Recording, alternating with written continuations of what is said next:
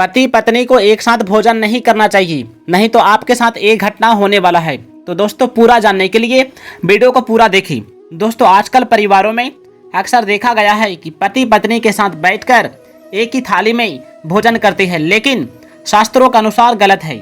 धर्म शास्त्रों के ज्ञाता भीष्म पितामह ने इस संदर्भ में कुछ विशेष बातें बताई। शास्त्रों के अनुसार पति पत्नी को एक साथ भोजन करना बिल्कुल गलत है। बताया गया है कि इससे दरिद्रता आती है।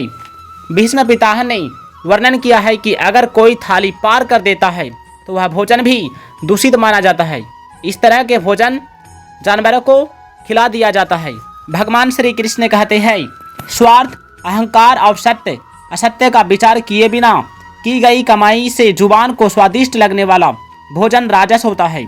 हर तरह के बुरे काम करके कमाए गए धन से शुद्धि अशुद्धि का विचार किए बिना मांसाहार करना तामस भोजन होता है। अन्य का अवसर मन पर पड़ता है, इसलिए मनुष्य को चाहिए कि भोजन के दौरान मन को शांत और प्रसन्न रखे। पति पत्नी भूलकर भी एक साथ भोजन ना करे, ये शास्त्रों के अनुसार बिल्कुल गलत माना जाता है। भोजन करने वालों की अपेक्षा भोजन कराने वालों की जितनी अधिक प्रसन्नता होगी वह भोजन उतने ही उत्तम दर्जे का माना जाएगा। भोजन कराने वाला तो बड़ी प्रसन्नता से भोजन कराता है, लेकिन खाने वाले उसे मुक्त का सोचकर खाए तो वह भोजन मध्यम दर्जे का होता है। भोजन कराने वाले में किसी घर आए व्यक्ति को देखकर यह भाव आ जाए कि मुसीबत को अब मजबूरी में भोजन कराना पड़ेगा, साथ ही व्यक्ति के मन में भी जबरदस्ती भोजन का स्वार्थ आ जाए, ऐसा भोजन निकृष्ट दर्जे का होता है। जिनसे हमें शिक्षा प्राप्त होती है कि ऐसा हमारा माता पिता, बड़े बूढ़े, कुल के आचार्य, पढ़ाने वाले अध्यापक और जो आयु विद्या आदि में हमारे बड़े हैं, उन सभी को गुरु मानना चाहिए। शरीर हड्डी मांस मज्जा मलमूत्र पसीना नाक का कप आँख का मैल लार थूक आदि से भरा मांस का थैला है। इसमें तोला भर सुगंध युक्त पवित्र निर्मल वस्तु नहीं है, यह केवल मलमूत्र पैदा करने का कारखाना है। शरीर से ऊंचा उठने के लिए ये बातें याद रखें। तप करने के लिए शरीर को कष्ट देना आवश्यक नहीं है, संयमित जीवन जीना पर्याप्त है। परिस्थितियां चाहे अनुकूल न हो तो भी प्रसन्न रहे, दूसरों की बुरी बात सुनकर भी सौम्य रहे, मन को संतुलित रखे। यह सब मन को तप में लगाने जैसा है। कलियुग में दान ही एकमात्र धर्म है, इसलिए जैसे भी बन पड़े दान अवश्य करना चाहिए। छोटे से छोटा काम भी यदि श्रद्धापूर्वक भगवान को अर्पित करके किया जाता है तो वह सत्कर्म हो जाता है, और दमपूर्वक विशाल यज्ञ आयोजन भी यदि श्रद्धा के अभाव में किया जाए तो वह भी मात्र असत्य कर्म हो जाता है। भगवान श्री कृष्ण कहते हैं, पुण्य ज्यादा होने पर जीव स्वर्ग में चला जाता है, पाप ज्यादा होने पर नरक में चला जाता है, तथा पाप और पुण्य बराबर होने पर उसे मनुष्य योनि प्राप्त होती है।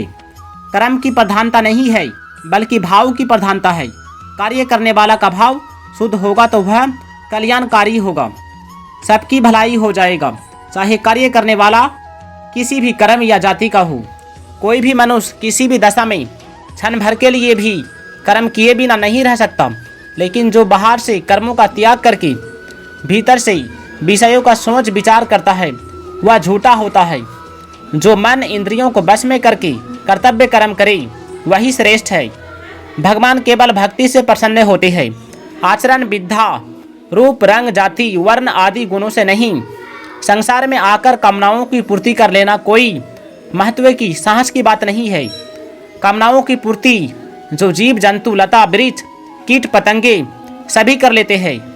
असली बात तो कामनाओं का त्याग करने में है। यही एकमात्र परमात्मा प्राप्ति का मार्ग है जो केवल मनुष्यों को प्राप्त है।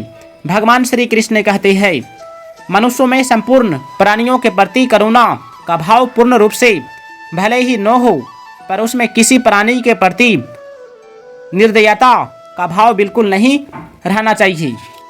भगवान को तो सभी प्रिय है, परंतु भक्त का प्रेम भगवान के सिवाय कहीं नहीं होता।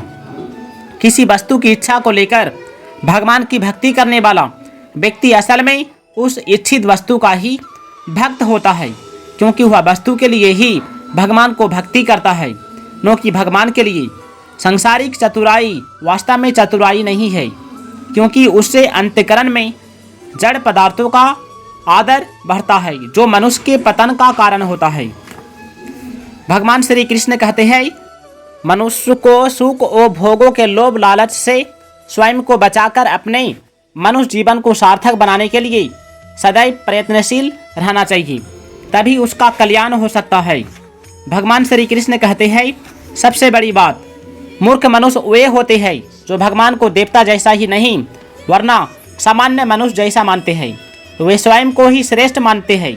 मनुष्य शरीर विवेक प्रधान है, अतः मनुष्य की प्रवृत्ति लगाव और निवृत्ति पशु पक्षियों की तरह नौरहक होकर अपने विवेक के अनुसार होनी चाहिए, परंतु मनुष्य अपने विवेक को महत्व न देकर राग और द्वेष को लेकर ही प्रवृत्ति और निवृत्ति करता है, जिससे उसका पतन हो जाता है।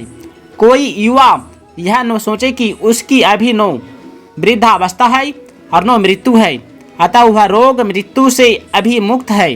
वास्तव में वह रोग मृत्यु से मुक्त नहीं है, क्योंकि जब तक शरीर के साथ संबंध है तब तक रोग मृत्यु से रहित होते हुए भी वह इनसे मुक्त नहीं है। लेकिन जो जीवन मुक्त महापुरुष है, उनके शरीर में रोग मृत्यु होने पर भी इनसे मुक्त है। जो भगवान को सामान्य मनुष्य मानते हैं, उनके सामने भगवान प्रकट नहीं होते। संसार में उलझने के दो ही कारण हैं, पहला राग और दूसरा द्वेष। जिसका निरंतर अभाव होता रहा है, उस शरीर में मरने का भय नहीं हो सकता। जो नित्य निरंतर रहता है, उस स्वरूप में जीने की इच्छा नहीं हो सकती। तो फिर जीने की इच्छा और मरने का भय किसे होता है? जीने की इच्छा और मरने का भय ये दोनों विवेक द्वारा मिट जाते हैं। पाने की इच्छा उसमें होती है जिसमें कोई अभाव होता है। शरीर को संसार की सेवा में लगा देना कर्म योग है, और शरीर से स्वयं अलग हो जाना ज्ञान योग है। दोनों का परिणाम एक ही होगा। दोनों ही साधनों से संसार से संबंध विच्छेद होकर स्वरूप में स्थित हो जाएगी। कर्मों से कुछ न कुछ पाने की इच्छा ही बंधन है। इसके विपरीत कुछ भी न पाने की इच्छा होने पर कर्म की अकर्म हो जाते हैं। जिनका साधारण मनुष्य अपना मानते हैं, वे शरीर इंद्रिया मन बुद्धि वास्तव में किसी भी दृष्टि से अपने नहीं है, बल्कि मिले हुए हैं और निश्चित ही बिछोड़ने वाले हैं। इनको अपना मानना सर्वदा भूल है। साधारण लोग फल पाने के लिए कर्म करते हैं, पर कर्मयोगी फल के लगाव को मिटाने के लिए कर्म करते हैं। फल की इच्छा को मिटाने के लिए शरीर इंद्रियां आदि को कभी भी अपना नहीं मानना चाहिए। दोस्तों, यदि वीडियो अच्छा लगा है तो इस वीडियो को लाइक करके चैनल को सब्सक्राइब कर दीजिएगा और कमेंट में जय श्री कृष्ण अवश्य लिखिएगा।